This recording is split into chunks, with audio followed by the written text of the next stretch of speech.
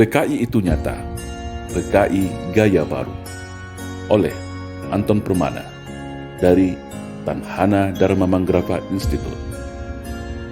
Di era Orde Lama, sebelum pemberontakan, PKI memainkan propaganda adu domba untuk menguras habis energi bangsa Indonesia, memanfaatkan tangan Soekarno selaku presiden, hingga lahirlah perang dengan DITI, PRRI, Parnesta, hingga Operasi Ganyang Malaysia.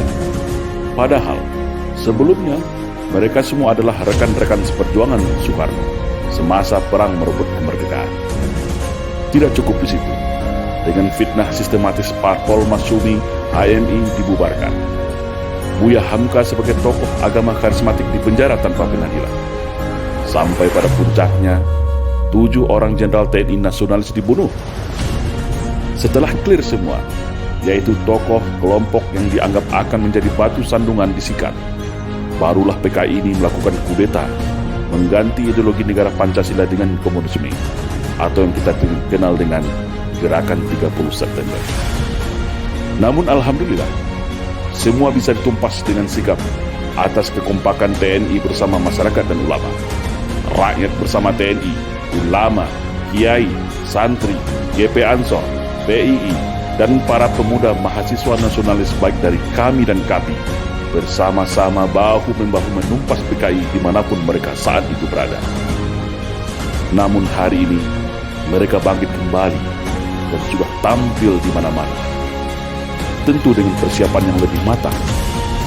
Kegagalan 1926, 1948, dan 1965 akan mereka balas tuntas saat ini. Semua lini sudah mereka kuasai, mulai dari istana, Senayan, aparat, media, pengusaha, hingga dukungan politik penuh dari Partai Komunis Cina, sebagaimana dulu di tahun 1965. Kekuatan utama yang dianggap ancaman sudah mereka eliminir. TNI sudah mereka lockdown melalui Undang-Undang Nomor 34 Tahun 2004 sehingga tidak berkutik lagi.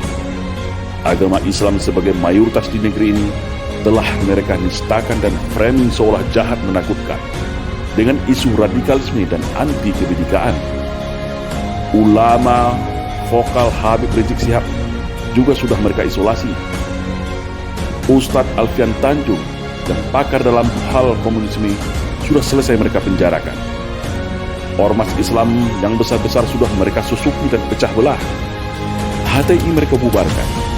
FPI menunggu waktu. TKA Cina sudah infiltrasi masuk dan menyebar di seluruh pelosok Nusantara. Kelompok liberal, Syiah, dan non-muslim radikal mereka rangkul, provokasi dan pelihara. Sudah mirip kan dengan 1965? Maka, bersiap siagalah wahai umat Islam dan seluruh bangsa Indonesia yang masih ada merah putih serta Pancasila di dadanya. Satu langkah lagi, negeri ini akan berubah menjadi negara berhaluan komunis kalau kita semua lengah dan masih jadi pengecut.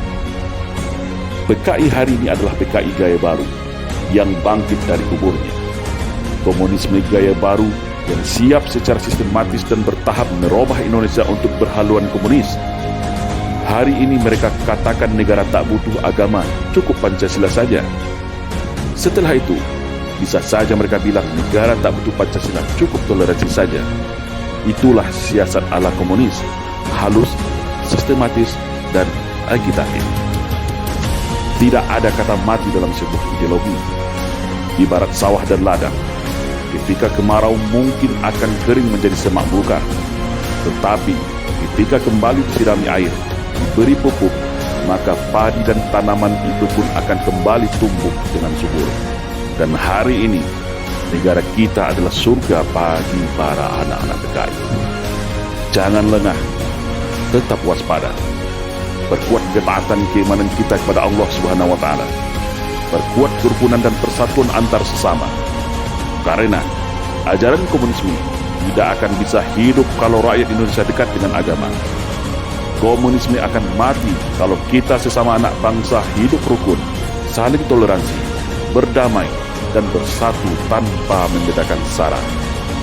Karena fitnah adalah senjatanya PKI. Adu domba dan hasut menghasut adalah pisaunya PKI. Berbohong, menipu, berkamuflase, dan membolak-balikan fakta kebenaran adalah nafasnya PKI.